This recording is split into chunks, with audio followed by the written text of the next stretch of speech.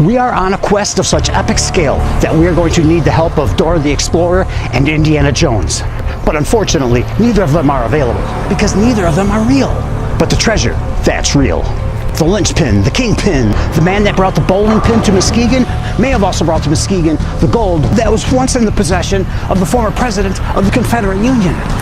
The clues are all around us. It's just a matter of finding them.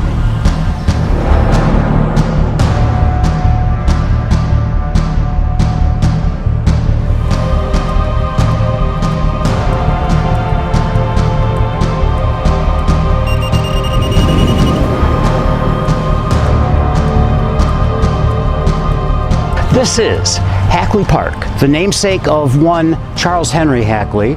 He is one of the original pioneer lumbermen and also beloved philanthropist here in Muskegon. A beloved philanthropist, a huge understatement, because this is Hackley Park, a gift to the city and the people of Muskegon, in which used to be a typical city block with houses, in which he purchased and then built this center square park. In this park are 5 monuments. Behind me here is the Civil War Lady Victory Monument, and then at each corner of the park are statues of Lincoln, Farragut, Sherman, and Grant, all of which gifts from Charles Hackley. Across the street, a William McKinley statue sitting in front of the Hackley Central School building. Across the street here is the Hackley Public Library, and then the Hackley Art Gallery. Today is the Muskegon Museum of Art. Do I need to say those are gifts of Hackley also? And then not far from here, the historic homes of Hackley and Hume. Those are now part of the Lakeshore Museum.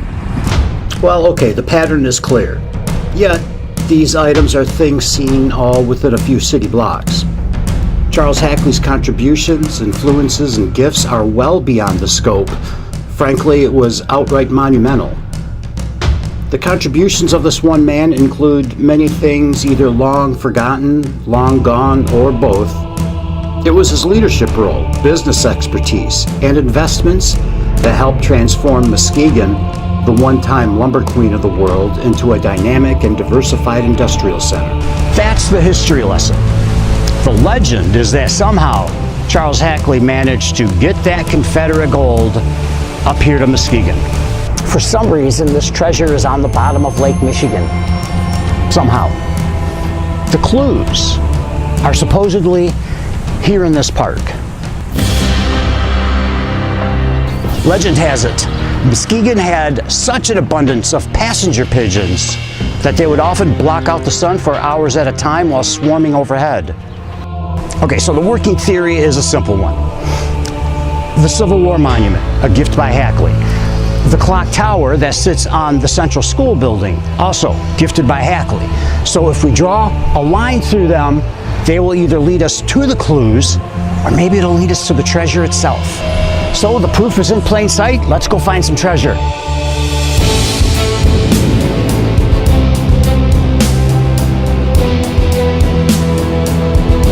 So our first stop on that line is right here behind, of all places, Hackley Stadium. We are also not far from the Hackley Manual Training School, the Hackley Gymnasium. This seems to be Hackley Central. It's Treasure Central, maybe. I still don't feel convinced we're looking in the right place yet, because there is still another something to explore. That is the former home of C.D. Nelson. It was at one time located where we were just at Hackley Park, and well, they moved it here so they could put Hackley Park there. Legend has it, Muskegon had more millionaires per capita than anywhere in the United States. Well, that line leads us here. We are behind Hackley Hospital, and this, I have to say, is probably the biggest and most significant gift that Charles Hackley gave to the people of Muskegon. As we learned from Indiana Jones, there is never ever an X marks the spot. We must keep digging for clues.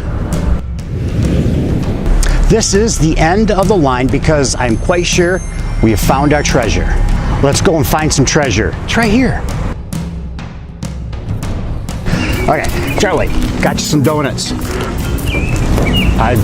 I think you look fabulous. You know those, remember the Bidwell brothers, don't you? The Austin and George?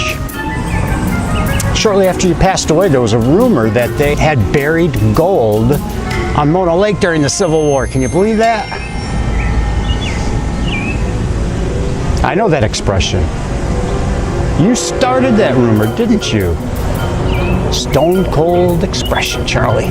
Those guys on TV, you know they're looking for your gold, right?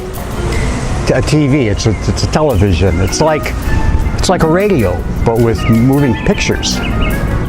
A radio is sound, but it travels wirelessly. You know, the Hackley Manual Training School ends up with an apparatus, as they call it, to wirelessly transmit sounds. It's pretty cool. Legend has it, gangster Al Capone was a fan of Muskegon High School Big Reds football and was even known to attend games. Charlie, I got the map. I got the map. I don't...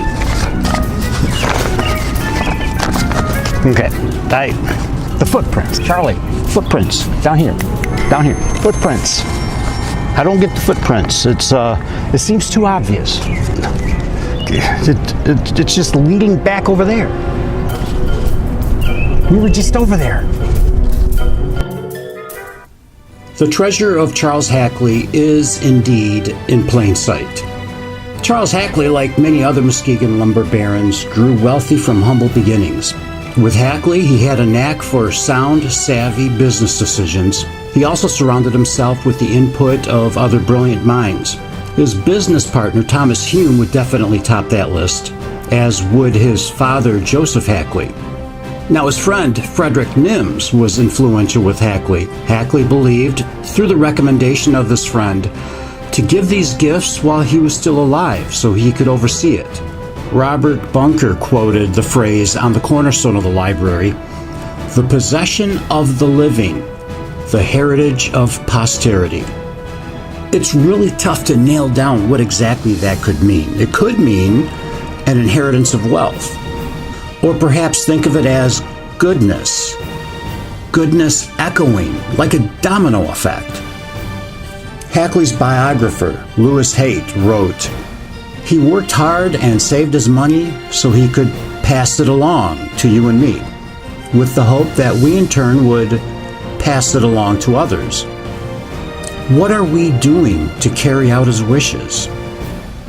I mean, for some of us, it could mean something as small as returning our shopping cart to the cart corral. Or better yet, returning an abandoned cart to the cart corral.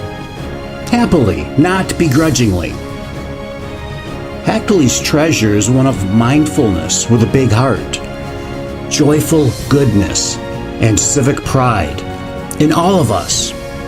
If there is any treasure of Charles Hackley, it would be that one.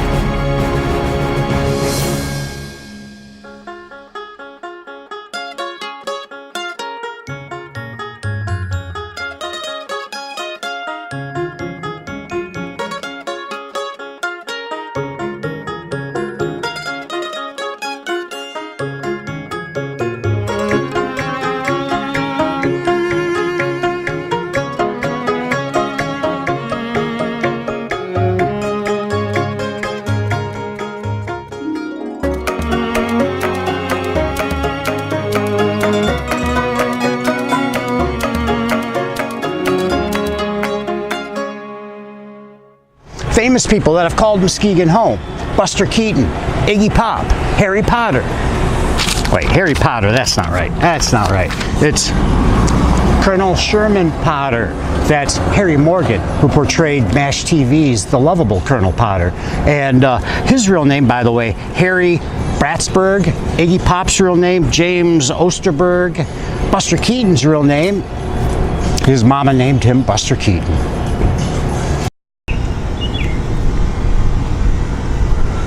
That Carnegie, man. That Carnegie in the library thing, it's catching on. Hey, you remember that boy from the Actors Colony, Charles Hackley Lee? You know, his dad is sitting right around the corner over there. Scandalous.